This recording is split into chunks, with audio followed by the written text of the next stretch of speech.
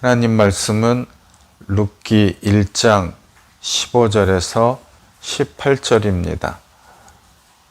나오미가 또 이르되 보라 너의 동서는 그의 백성과 그의 신들에게로 돌아가나니 너도 너의 동서를 따라 돌아가라 하니 룻이 이르되 내게 어머니를 떠나며 어머니를 따르지 말고 돌아가라 강권하지 마옵소서.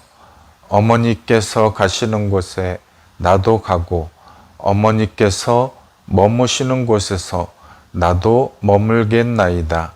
어머니의 백성이 나의 백성이 되고 어머니의 하나님이 나의 하나님이 되시리니 어머니께서 죽으시는 곳에서 나도 죽어 거기 묻힐 것이라. 만일 내가 죽는 일 외에 어머니를 떠나면 여호와께서 내게 벌을 내리시고 더 내리시기를 원하나이다 하는지라.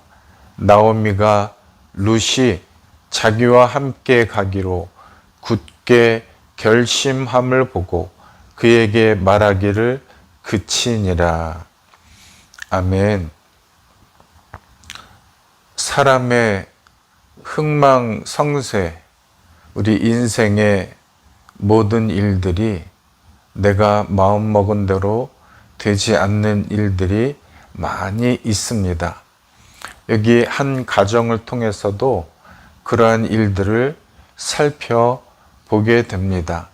나오미라고 하는 남편은 엘리멜렉이라고 하는 사람의 가정을 통해서 우리에게 향하신 하나님의 말씀을 살펴보려고 합니다. 첫째는 실패의 교훈입니다. 나오미 가족이 이사한 것은 실패의 원인이 있죠. 말씀을 따라가지 아니하고 물질을 따라간 것입니다. 1절에 보니까 사사들이 치리하던 때에 자기 소견에 옳은 대로 행하던 그 시대를 말합니다. 그 땅에 흉년이 들었습니다. 유다 베들레헴의 한 사람 엘리멜렉이라고 하는 사람이 살았는데 그 아내 나오미와 함께 그 두 아들 말론과 기련을 데리고 모압 지방으로 가서 거류하였는데 그만 엘리멜렉이 죽고 말았습니다. 설상가상으로 두 아들도 죽어서 나오미 자신과 며느리 오르바와 룻 3명만 남게 되었습니다. 얼마나 힘든 일입니까? 인생의 일 중에 가장 힘든 일 중에 그런 남편과 두 아들의 죽음을 만났습니다. 이 모압은 우상이 가득한 나라입니다. 그곳에서 험악한 정말 영적으로 육적으로 힘든 삶을 살았습니다. 이사야 31장 1절에 보면 도움을 구하러 애굽에 내려가는 자들은 화 있을진저 말씀하십니다. 주목할 것은 애굽에 내려가는 자들. 예루살렘이 위에 있습니다. 이 예루살렘이 상징하는 것은 하나님 중심의 삶을 사는 것.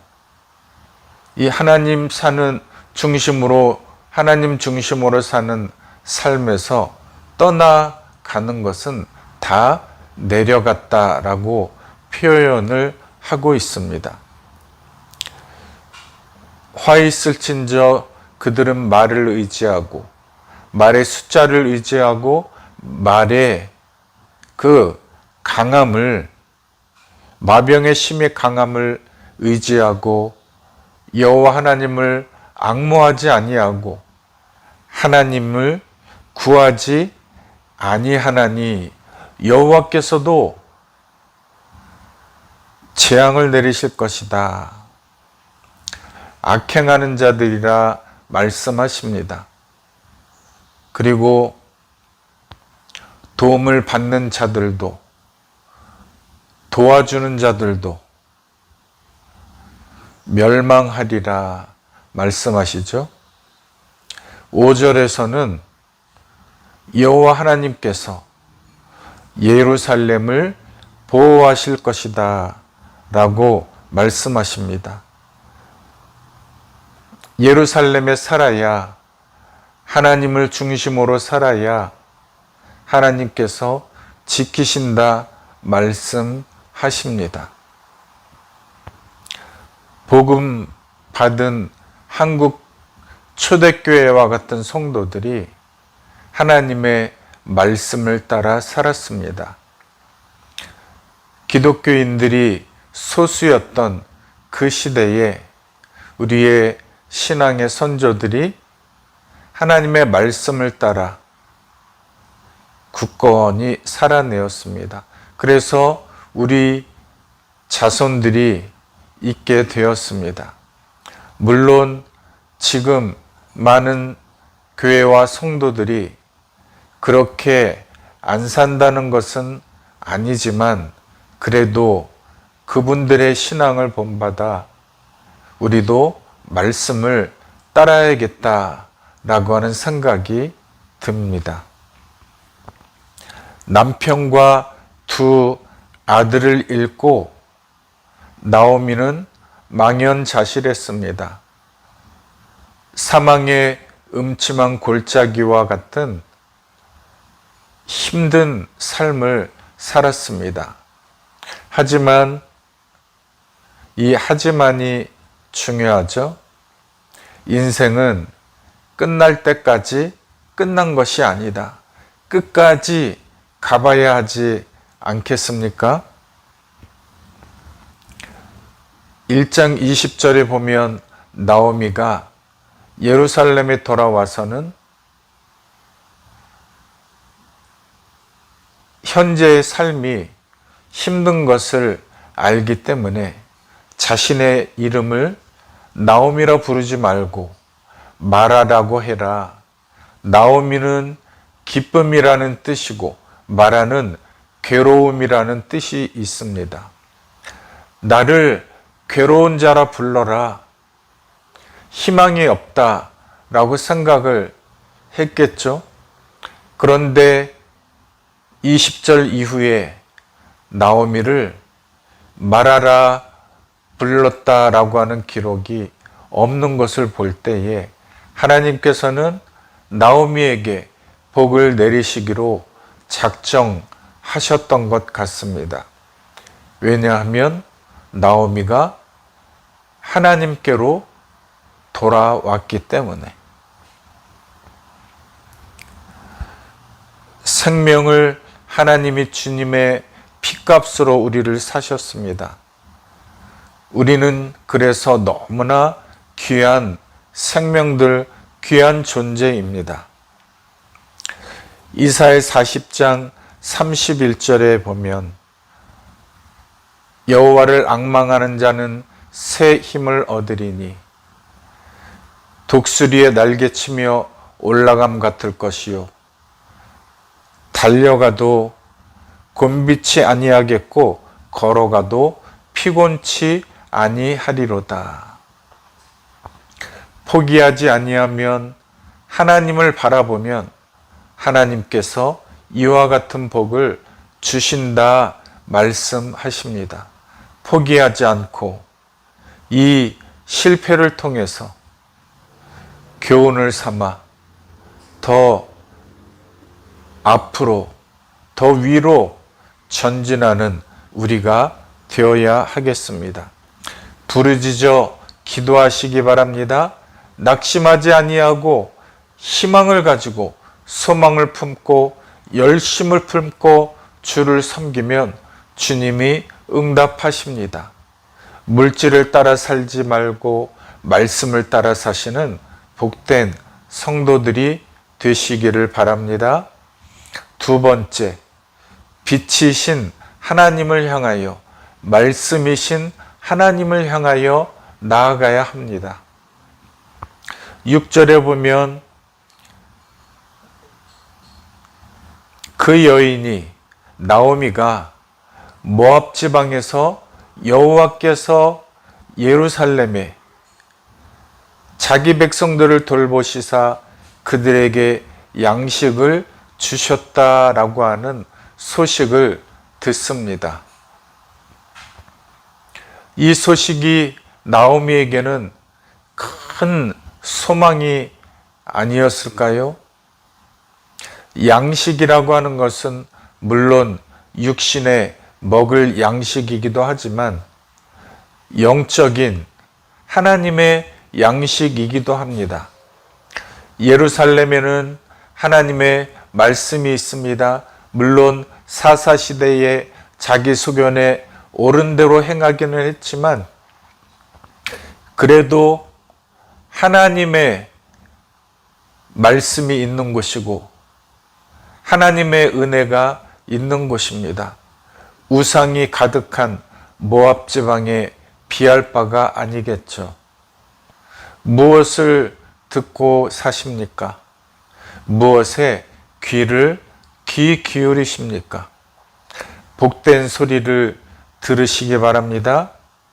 복된 자리에 있으시기를 바랍니다.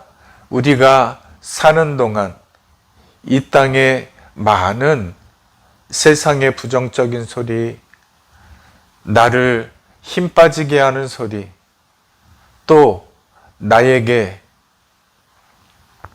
불리한 여러 가지 영적으로 육적으로 힘들게 하는 소리를 많이 듣고 삽니다.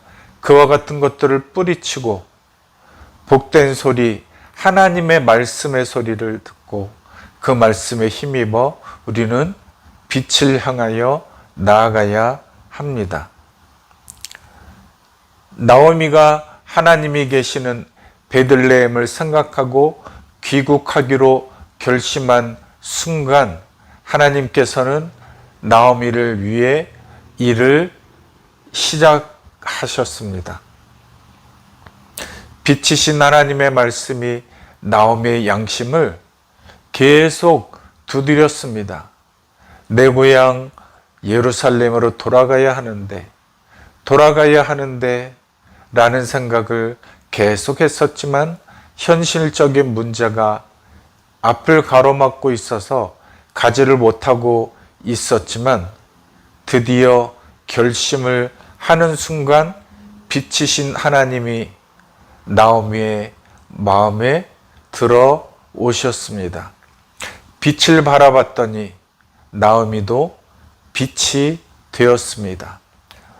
에베소서 5장에 보면 너희가 전에는 어두움이더니 이제는 주 안에서 빛이라 말씀하십니다. 에베소서 5장 13절에 그러나 책망을 받는 모든 것은 빛으로 말미암아 드러나나니 드러나는 것마다 빛이니라 말씀하시죠. 하나님 말씀에 순종합시다. 하나님께로 돌아가야 소망이 있습니다. 빛이신 하나님을 날마다 바라봐야 합니다. 주님을 바라보고 주님을 따라 빛을 따라 살아가시는 복된 성도들이 되시기 바랍니다. 세 번째, 룻의 선택의 시간이 왔습니다. 무엇을 선택하십니까? 여러분의 선택의 기준은 무엇입니까? 하나님이 선택의 중심이시죠? 하나님이 계시느냐? 하나님이 계시지 않느냐? 하나님이 바라보시는 곳이냐? 그렇지 않는 곳이냐? 나오미가 귀국을 선택했습니다. 이제 오르바와 룻도 선택을 할 시간이 왔습니다. 모압의 나무라는 나오미의 말에, 간곡한 두 번의 말에 오르바는 모압에 남기로 하고 이제 룻의 선택의 시간이 다가왔습니다. 룻은 나오미와의 동행을 선택합니다. 이 결심은 마치 에스더의 죽으면 죽으리라, 나를 왕이 죽이신다면 기꺼이 죽겠노라 라고 하는 비장한 결심과도 같습니다. 어머니도 과부고 룻 자신도 과부였기에 험악한 생활이 혹 기다리지는 않을까 하는 염려도 있었지만, 어머니에게 들은 아름아름 들은 하나님을 생각하니 나도 하나님을 믿고 싶어졌습니다. 본문 16절에 보면 나를 돌아가라 강권하지 마옵소서. 어머니께서 가시는 곳에 나도 가고 어머니께서 머무시는 곳에 나도 머물겠습니다. 그리고 어머니의 백성이 나의 백성이 되고 어머니의 하나님이 나의 하나님이 되실 것입니다. 마지막으로 내가 죽는 일 외에 어머니를 떠나면 여호와께서 내게 벌을 내리시고 더 내리시기를 원하나이다. 이와 같은 비장한 룻의 말을 들은 나오미가 만류하기를 그쳤습니다. 룻이 하나님을 선택했습니다. 나오미는 영적으로 숨이 트이게 되었습니다. 룻이 하나님을 선택하고 또 자기와 동행하기로 결심했기 때문에, 나에게는 아무것도 없다 생각하는 그 상황 가운데서 룻이 복의 종자라고 하는 사실을 누가 알았겠습니까? 사망의 음침한 골짜기로 다닐지라도 하나님이 함께 하시면 그 삶은 빛의 삶이 됩니다. 에스겔 골짜기의 마른 뼈들이 죽은 것 같았지만 하나님의 생기가 그 뼈들에 부어지니 그 뼈들이 살아나서 여호와의 군대가 되었습니다. 나오미의 가정에도 생명의 빛이 임하셨습니다.